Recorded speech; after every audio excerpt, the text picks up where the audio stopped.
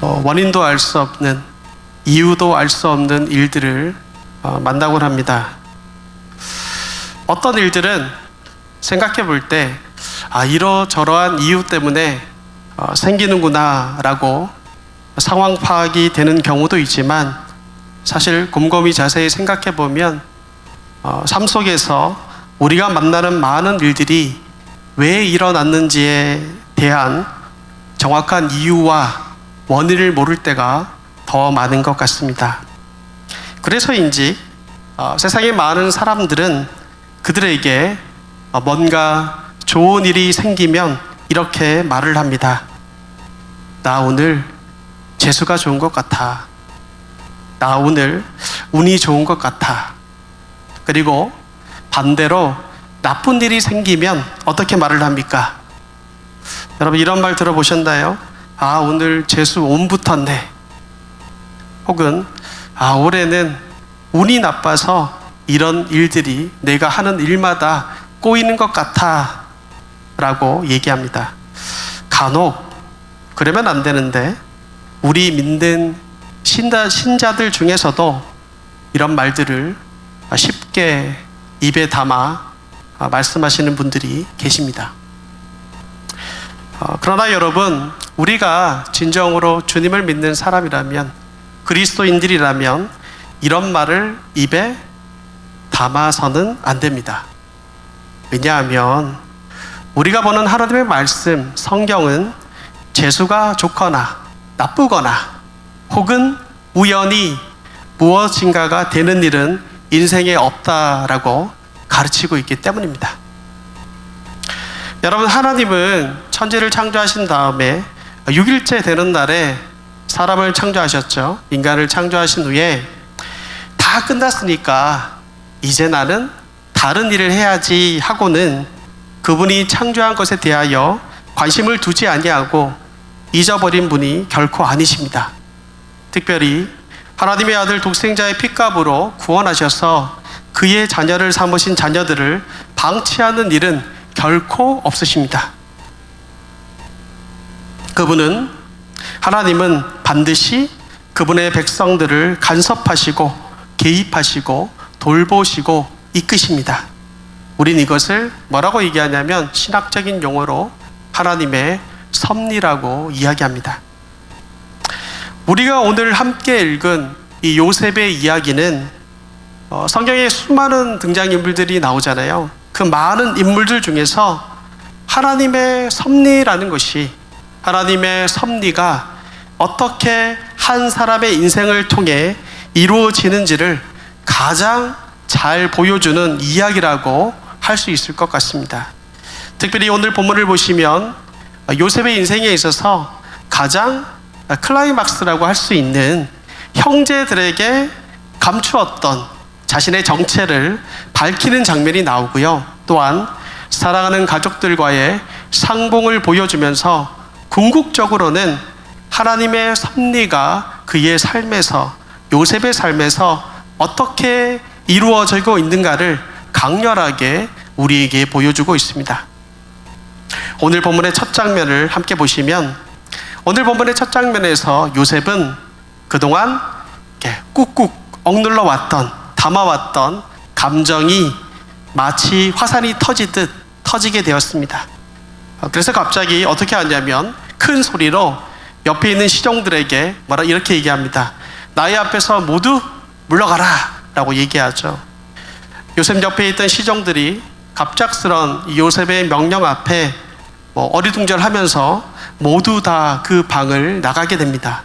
그리고 이제 그 방에는 요셉과 그의 형제들만 그 자리에 남게 되었습니다. 바로 그때 갑자기 이 총리인 요셉이 눈물을 펑펑 쏟으면서 대성통곡을 합니다. 2절을 보시면요, 그래서 이렇게 얘기하고 있어요. 성경은 요셉이 큰 소리로 울었다라고 말하고 있습니다. 이 말은 무슨 말이냐면, 지금 요셉이 우는 게, 그러니까 눈물 몇 방울 흘리면서 찔끔찔끔 우는 게 아니라 요셉이 목 놓아서 꺼이꺼이 울고 있다는 말입니다. 그 울음소리가 얼마나 큰지, 얼마나 간절한지 그 소리가 방 밖에까지 들립니다.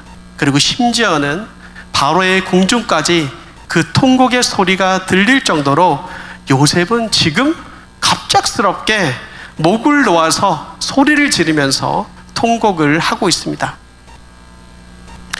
여러분, 우리는 여기서 요셉의 이 눈물의 의미가, 이 통곡의 의미가 무엇인지를 곰곰이 생각해 볼 필요가 있습니다.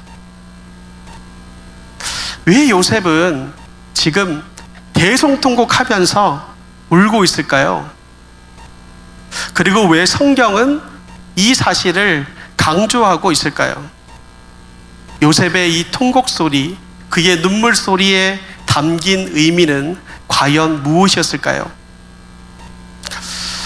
단순하게, 인간적으로 그냥 단순하게 생각해 보면 그동안 요셉의 인생 가운데 힘든 일이 많았으니까 가슴에 응어리져 있던 어떤 것, 그것이 이렇게 풀리면서 나타난 한의 소리가 아니었을까 생각이 들기도 합니다. 그도 그럴 것이 요셉만큼 사실 굴곡진 인생을 산 사람이 없기 때문입니다. 여러분, 요셉은요 17세의 어린 나이에 타인도 아니고 지금 눈앞에 있는 그 형들로 인해 낯선 땅인 애굽에 종으로 팔려갔습니다.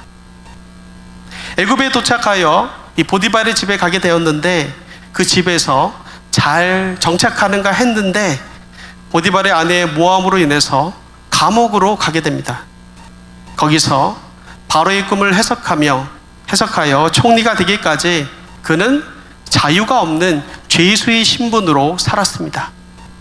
그가 애굽의 총리가 되기까지 상당히 오랜 기간 동안 요셉은 상상할 수 없는 굴곡과 고초와 고난과 아픔을 겪었습니다.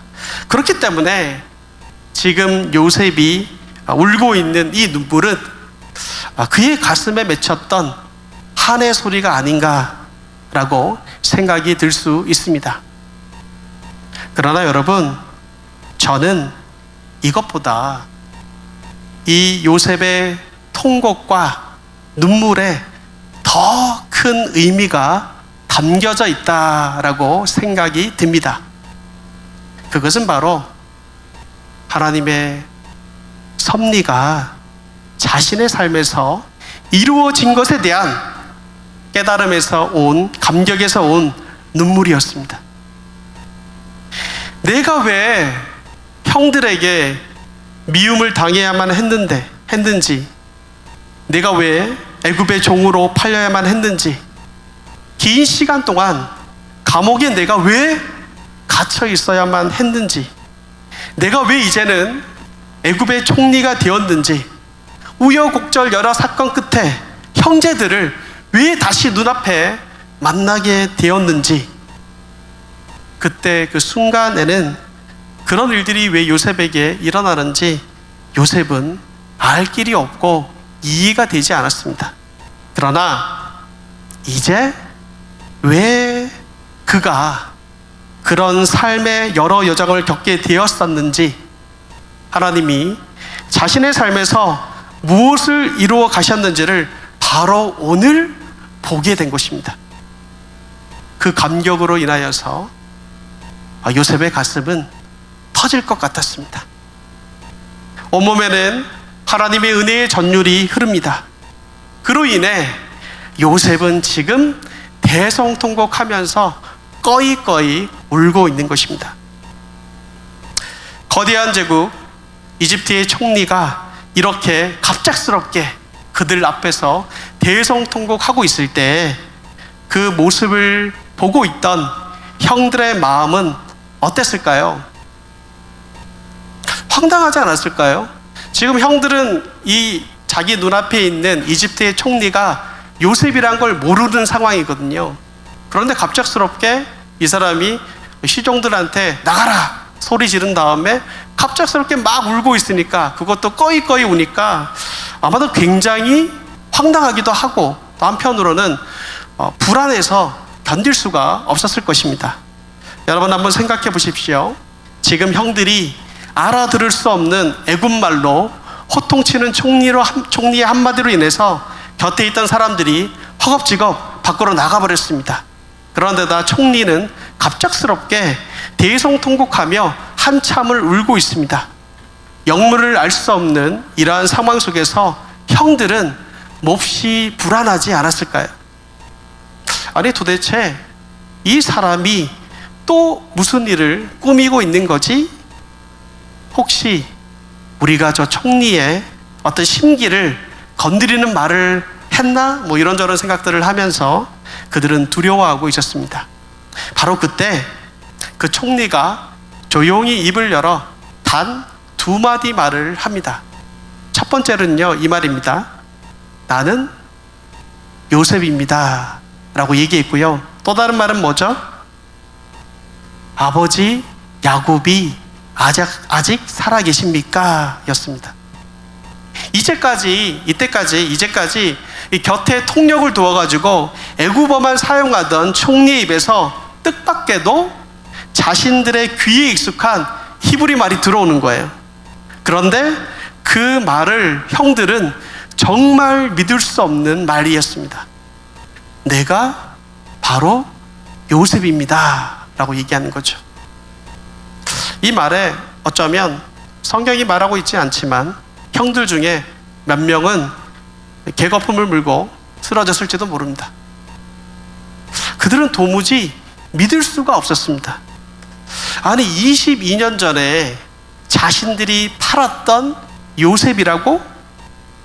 지금 내 눈앞에 있는 이 거대한 제국의 이집트의 총리가 요셉이라고? 그들은 자신들의 귀를 의심했습니다. 동시에 그들의 얼굴은 공포에 질려 있었습니다. 더러는 몸이 굳어버리고 더러는 사시나무 떨듯이 덜덜덜 떨고 있었습니다. 성경은 형들이 보인 반응을 이렇게 말씀해 주고 있습니다. 3절 하반절을 보시면요, 이렇게 얘기합니다. 형들이 그 앞에서 놀라서 대답하지 못하는지라 라고 얘기하죠. 너무 놀라가지고 너무 믿을 수가 없어가지고 너무 황당무계한 말을 들으니까 몸이 굳고 너무나 황당한 나머지, 놀란 나머지 말을 어떤 말도 내뱉을 수가 없고 아예 말을 할 수가 없었다는 뜻입니다. 두려워가지고 아무 말도 할 수 없는 형제들에게 요셉이 이렇게 말합니다. 4절 말씀을 보시겠어요? 4절에 보면 이렇게 얘기하죠. 요셉이 형들에게 이르되 내게로 가까이 오소서라고 얘기합니다. 여러분, 여기서 가까이 오다의 히브리 원어 나과시는 남녀가 서로 이 부둥켜 안거나 애정 표시로 입을 맞추기 위해 천천히 다가오는 것을 의미하는 단어입니다. 즉 요셉이 어떻게 했냐면 형들이 아주 가까이 그의 곁으로 다가올 수 있도록 했다는 것입니다. 그제서야 형들은 요셉의 얼굴을 자세히 볼 수 있었겠죠. 22년이라는 시간이 지났지만 낯익은 얼굴이 하나씩 형들에게 들어옵니다. 꼭 담은 야무진 입, 뾰족한 코도 보이고요. 총명하게 반짝이는 눈빛 등 분명 나이는 들었지만 그들의 동생 요셉이 분명합니다. 놀라는 그들에게 요셉은 다시 이렇게 말합니다. 나는 당신들의 아우 요셉이니 당신들이 애굽의 판자라 라고 얘기합니다. 지금 가까이 가서 얼굴을 대면하고 그가 자신의 동생인 요셉이라는 것을 확인하는 것까진 형들에게 좋았을지 모르겠어요. 그러나 그 다음 천천벽력 같은 소리가 그들에게 들려오는 거죠. 당신들이 애굽으로 판 그 요셉입니다. 아마 이 말 한마디에 형들은 전보다 더 큰 두려움을 느꼈을지도 모릅니다. 요셉이 예전에 우리가 그에게 해코지한 것에 대해서 여전히 기억하고 있구나. 잘못했다간 오늘 이 자리에서 다 죽을지도 모르겠다. 짧은 순간이지만, 짧은 찰나이지만 형들의 머릿속에서 온갖 인간적인 생각들이 스쳐 지나가기 시작합니다. 바로 그때에 요셉은 이런 인간적인 생각과 판단을 하고 있는 형들에게 그들이 이해할 수 없는 말을 합니다. 뭐라고 얘기합니까? 형님들, 과거에 나를 이 애굽으로 팔았다고 해서 염려하거나 두려워하지 마세요. 하나님께서 우리 가족의 생명을 보존하려고 나를 먼저 형들보다 보내신 것입니다 라고 얘기합니다. 이 요셉의 말에 형들은 어리둥절해합니다. 아니, 얘가 지금 무슨 말을 하는 건가? 얘가 타지에서 고생을 너무 많이 해서인지 정신이 나갔나? 이런 생각이 들었을 수도 있습니다. 그러다 요셉은 6절부터 8절의 말씀 속에서 그가 지금 말하고 있는, 형들에게 말하고 있는 그것이 의미가 무엇인지를 다시 말해주고 있습니다. 여러분 6절부터 8절 말씀을 함께 보시겠어요? 6절부터 8절 말씀 우리 한번 같이 한번 읽어보겠습니다. 6절부터 8절 말씀 함께 읽습니다. 이 땅에 2년 동안 흉년이 들었으나 아직 5년은 밭갈이도 못하고 추수도 못할지라. 하나님이 큰 구원으로 당신들의 생명을 보존하고 당신들의 후손을 세상에 두시려고 나를 당신들보다 먼저 보내셨나니 그런즉 나를 이리로 보낸 이는 당신들이 아니요 하나님이시라. 하나님이 나를 바로에게 아버지로 삼으시고 그 온 집의 주로 삼으시며 애굽 온 땅의 통치자로 삼으셨나이다 라고 얘기합니다. 요셉은 지금 형들에게 무엇을 말해주고 있냐면 지금 그가 깨달은 엄청난 진리를 말해주고 있습니다. 형님들이 나를 팔아서 제가 여기 이집트로 온 것 같지만 사실은 그렇지 않다는 거예요.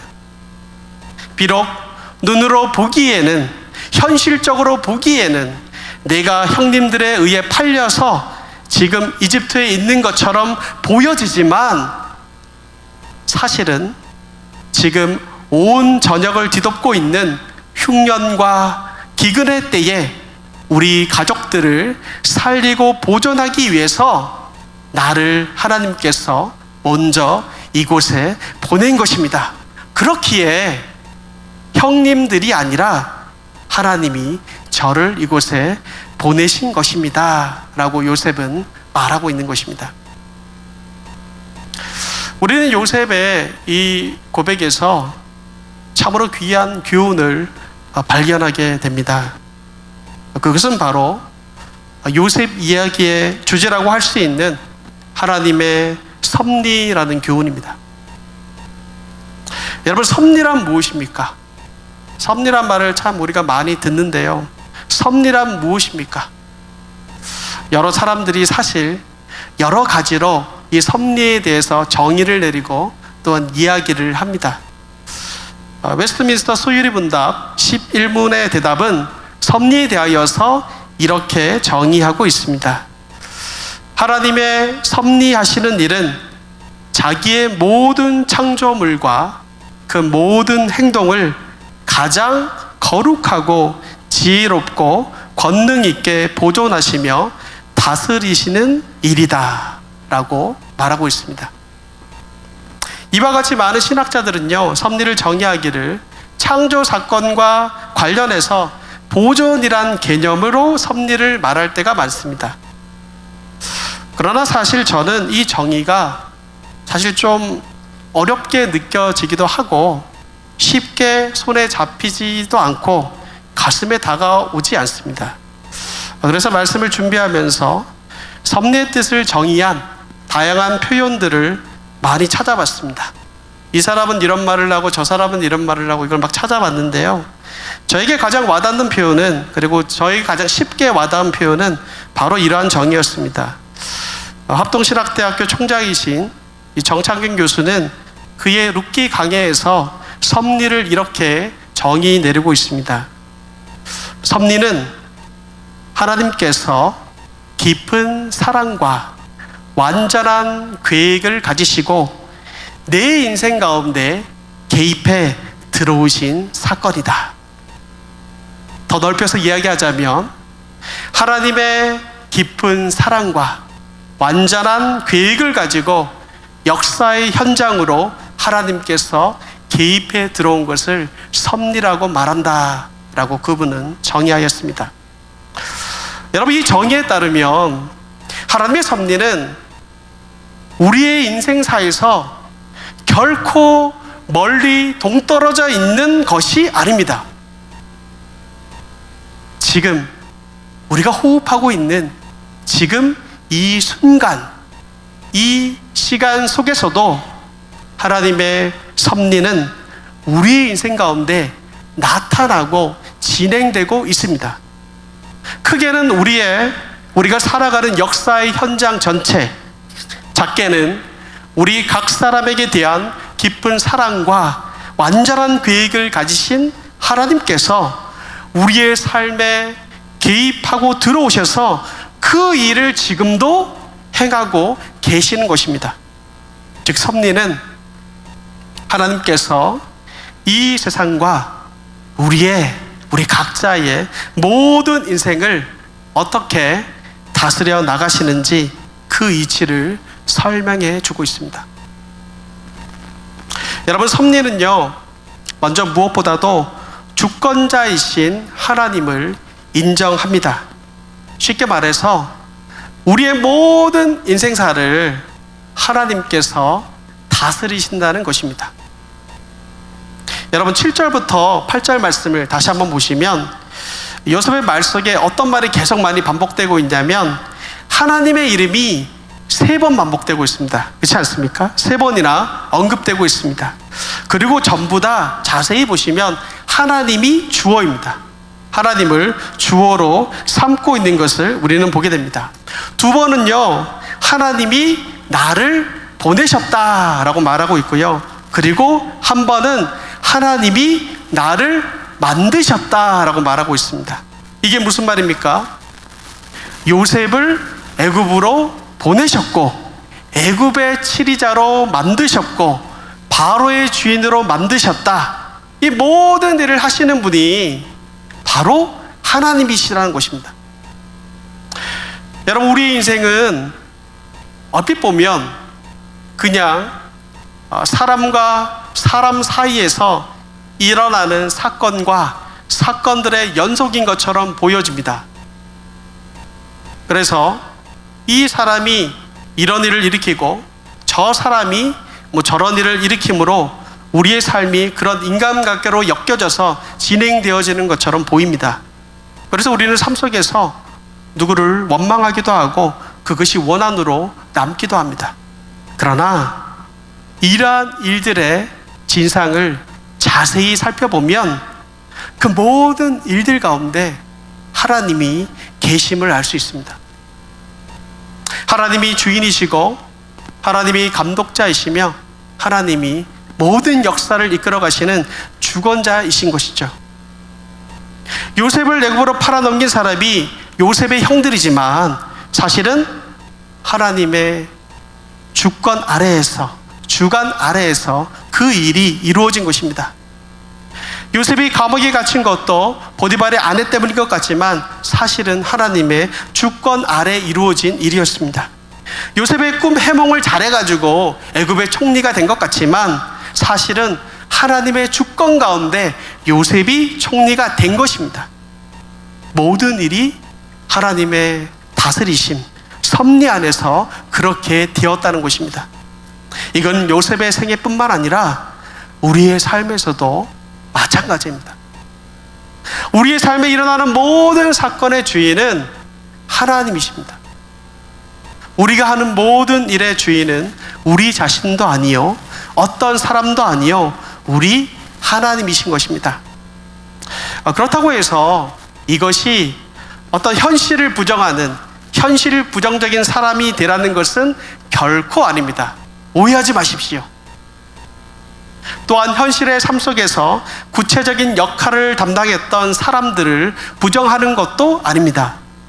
이 말은 현실을 부정해라, 현실을 인정할 필요도 없다, 현실을 부정하라는 것이 아니라 현실 속에서, 우리가 살아가는 현실 속에서 비록 보이지 않을지 모르지만 그 현실을 뛰어넘고 그 현실을 초월하는 차원이 있다는 것을 이야기하는 것입니다. 눈에 보이는 현실도 사실이지만 그 현실을 초월하는 더 큰 현실이 있다는 것입니다. 그렇기에 우리 가운데 필요한 것은 무엇이겠습니까? 더 큰 현실, 즉 하나님의 주권적 섭리를 보며 사는 믿음의 시각이 우리에게 필요한 것입니다.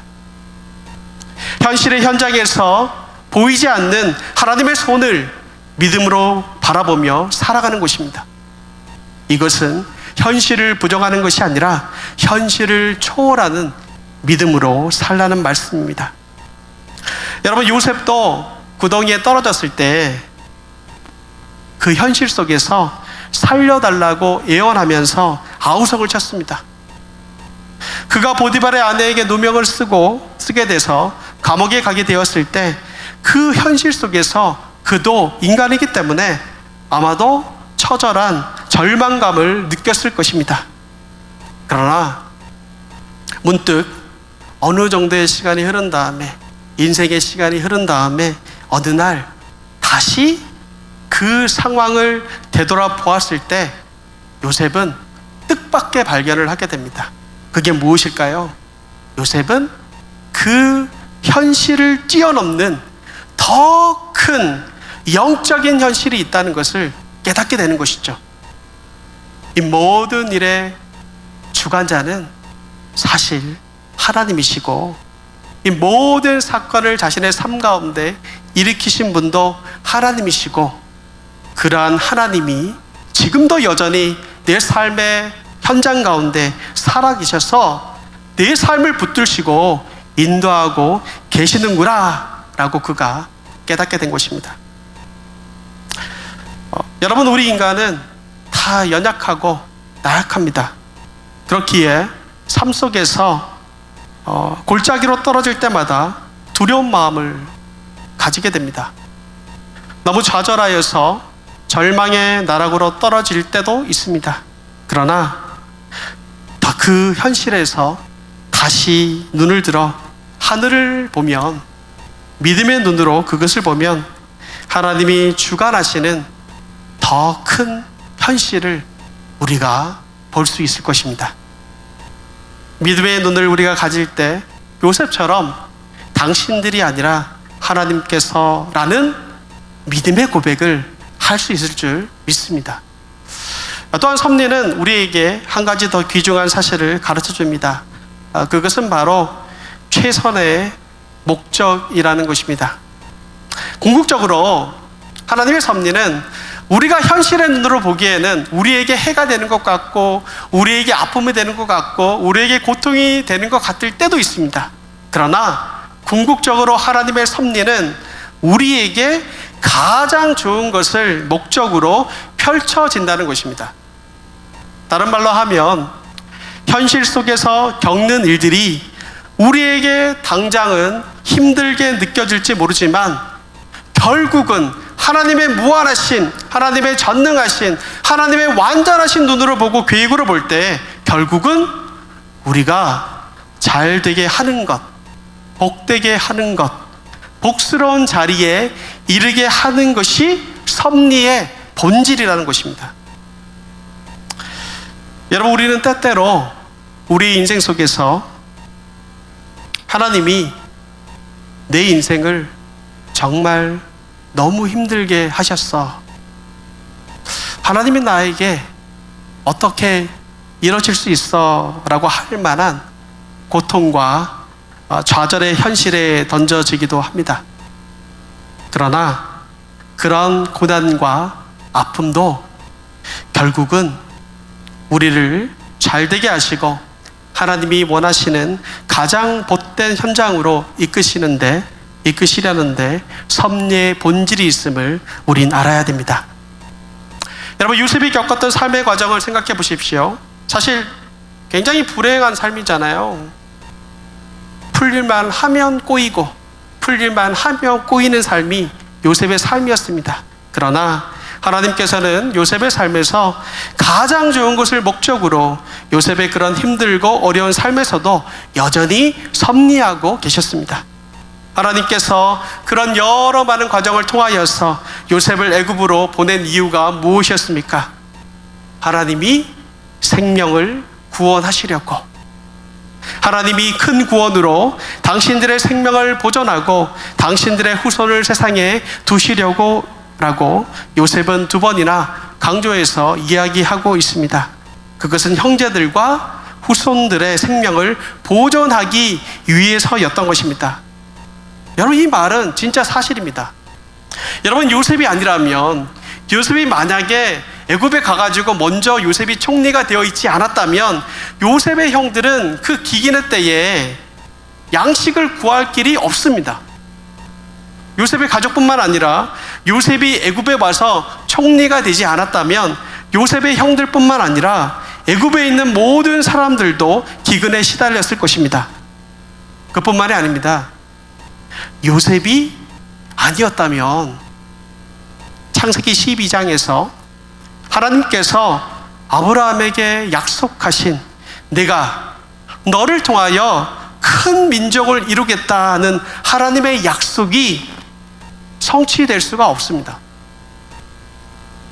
또한 창세기 15장 13절에서 13절부터 14절에서 하나님이 아브라함에게 보여주신 계시, 그의 후손들이 이방의 객이 되었다가, 이 말이 무슨 말이냐면 애굽의 종이 된다는 말이거든요. 4대 만에 그 땅에 나올 것이라는, 이 말이 무슨 말이죠? 출애굽한다는 얘기거든요. 그 약속, 아브라함에게 먼저 보여주셨던 그 약속이 요셉이 애굽으로 가 총리가 되지 않았다면 결코 성취될 수가 없었을 것입니다. 최선의 목적을 위하여서 이 모든 것이 일어난 것이었습니다. 요셉이 구덩이에 던져진 것도, 상인들에게 팔렸던 것도, 보디발의 집에 가게 된 것도, 감옥에 들어가게 된 것도, 또 그 속에서 술 장관을 만난 것도, 이 모든 것이 바로 하나님의 백성들을 구원하시기 위한 하나님의 거대한 계획과 섭리였다는 것입니다. 때때로 하나님은 이러한 하나님의 위대한 역사의 섭리를 위해서 우리가 이해할 수 없는 고난과 아픔이란 도구를 사용하실 때도 있습니다. 여러분, 어떤 목수가 있습니다. 그 목수가 집을 짓기 위해서 나무에 대고 못을 박습니다. 그런데 여러분, 만약에 그 못이 어떤 감정을 가진다라고 한번 생각해 보십시오. 목수가 딱딱한 망치로 그 못을 내려칠 때마다 그 못은 상당한 불만을 가질 것입니다. 아니, 저 사람은 맨날 날 왜 이렇게 때리는 거야? 라고 생각이 들겠죠. 하지만 분명한 것은 무엇입니까? 그 아픔을 견뎌야지만 아름다운 건축물을 짓는 귀한 재료로 사용될 수가 있는 것입니다. 여러분, 요셉이 자기를 애굽의 종으로 팔아버린 형제들을 용서하고 자비를 베풀 수 있었던 것은 바로 이 진리 때문입니다. 하나님의 섭리를 깨우쳤기 때문입니다. 요셉이 다른 사람들보다 마음이 더 넓고 성품이 좋고 인격이 훌륭해서 그런 것이 아닙니다. 모든 것이 하나님의 섭리였다라는 진리를 알기에, 그리고 그것을 눈으로 목도했기에, 또한 그것을 인정하기에 어떠한 상황 속에서도 인내하며 참아내며 오히려 하나님이 행하실 일들을 기대하고 감사할 수 있었던 것입니다. 우리도 이 마음이 있어야 합니다. 내 삶에서 일어나는 모든 것이 좋을 수도 있고요, 때로는 너무나 싫을 수도 있습니다. 그러나 그것과 상관없이 하나님의 선한 목적을 위한 필연적인 과정이요 수단이라면 우리는 감사하면서 오히려 그것을 하나님 앞에 드릴 수 있어야 할 것입니다. 여러분, 우리는 우리의 인생에서 비록 내 뜻대로 되지 않더라도 우리는 감사할 수 있습니다. 우리가 선한 마음을 품고 누군가를 대했는데 그것이 우리가 원하지 않는 악의 결과로 돌아오더라도 감사할 수 있습니다.